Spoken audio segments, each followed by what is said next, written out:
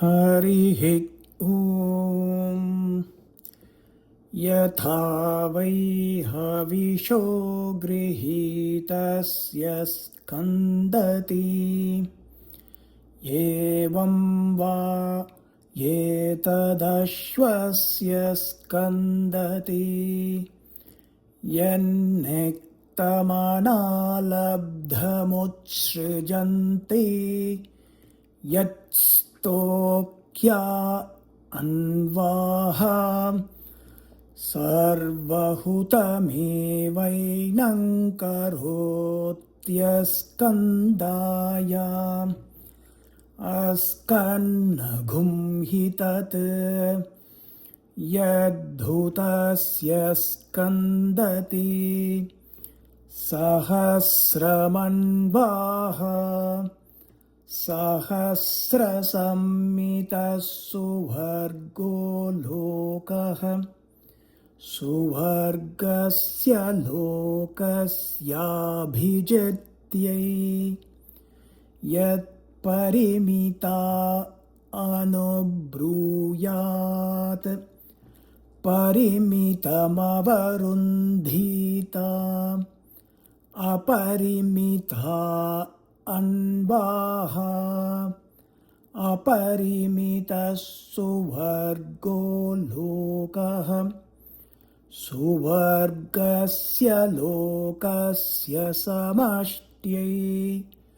स्तोक्या या एव वर्ष्या आपः ता अवरुन्धे अस्याञ्जुहोति इयं वा अग्निर्वै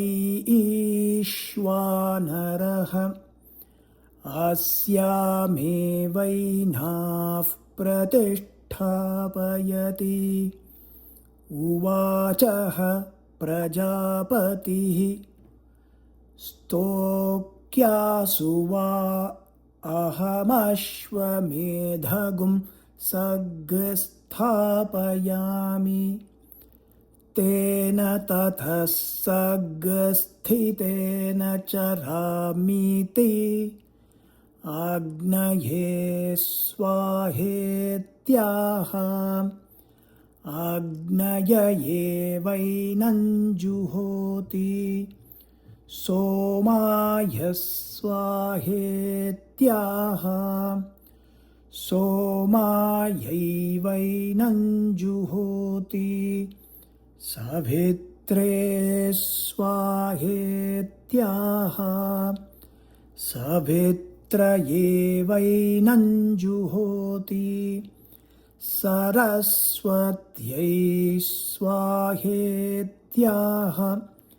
सरस्वत्या एवैनं जुहोति पूष्णे स्वाहेत्याह पूष्णयेवैनं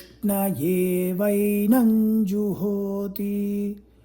बृहस्पतये स्वाहेत्याह बृहस्पतय एवैनं जुहोति अपामोदाय स्वाहेत्याह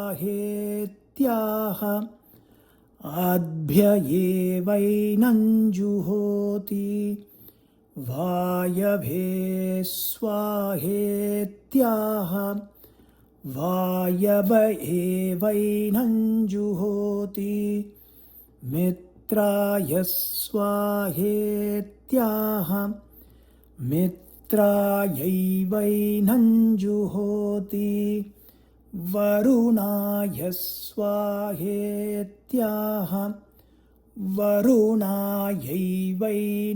जुहोति एताभ्य एवैनं देवताभ्यो जुहोति दश दश सम्पादं जुहोति दशाक्षरा विराट अन्नं विराट विराजैवान्नाद्यमवरुन्धे प्रभा येषोऽस्माल्लोकाच्यवते यः पराचिराहुतिर्जुहोति पुनः पुनरभ्यावर्तञ्जुहोति अस्मिन्नेव लोके प्रतितिष्ठति येतागुंहवावसोऽश्वमेधस्य सघस्तितिमुवाच स्कन्दाय अस्कन्नगुंहि तत् यद्यज्ञस्य सघस्थितस्य स्कन्दति प्रजापतये त्वाजुष्टं प्रोक्ष्यामीति पुरस्तात् प्रत्यतिष्ठन् प्रोक्षति प्रजापतिर्वै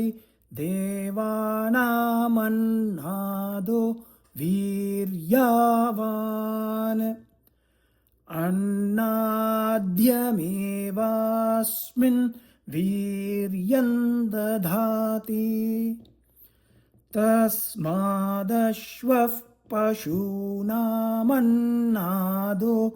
वीर्यावत्तमः इन्द्राग्नेभ्यां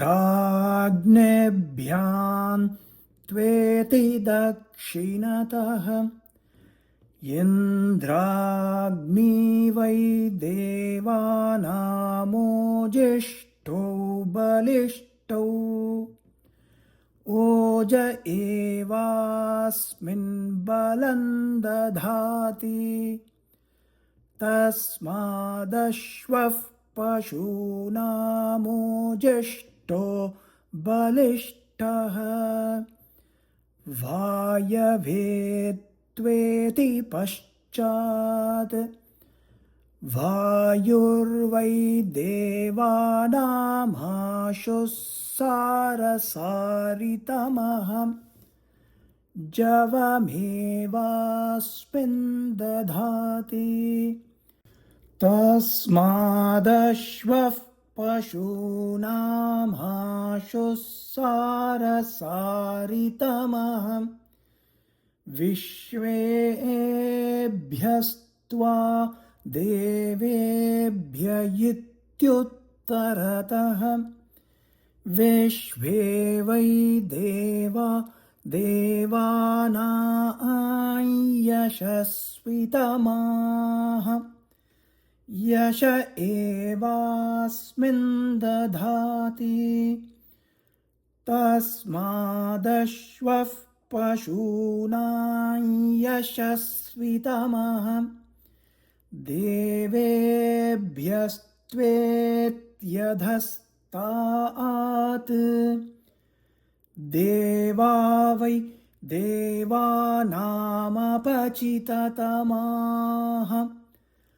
अपचितिमेवास्मिन् दधाति तस्मादश्वः पशूनामपचिततमः सर्वेभ्यस्त्वा देवेभ्य इत्युपरिष्टात् सर्वे वै देवास्त्विषीमन्तो हरस्विनः त्विषीमेवास्मिन् हरो दधाति तस्मादश्वः पशूनां त्विषीमान् हरस्वितमः दिवे त्वान्तरिक्षाय त्वा पृथिव्यै त्वेत्याह एभ्य एवैनं लोकेभ्यः प्रोक्षति सधे सते त्वाद्भ्यस्त्यौषधीभ्यस्त्वा विश्वेभ्यस्त्वा भूतेभ्य इत्याह तस्मादश्वमेधयाजिनघुं सर्वाणि भूतान्युपजीवन्ति ब्रह्मवादिनो वदन्ति यत्प्राजापत्योऽश्वः अथ कस्मादेन मन्याभ्यो देवताभ्योऽपि प्रोक्षतीति अश्वे वै सर्वा देवता अन्वायत्ताः तं यद्विश्वेभ्यस्त्वा भूतेभ्य इति प्रोक्षति देवता येवास्मिन्नन्वायातयति तस्मादश्वे सर्वा देवता अन्वायत्ताः हरिः ॐ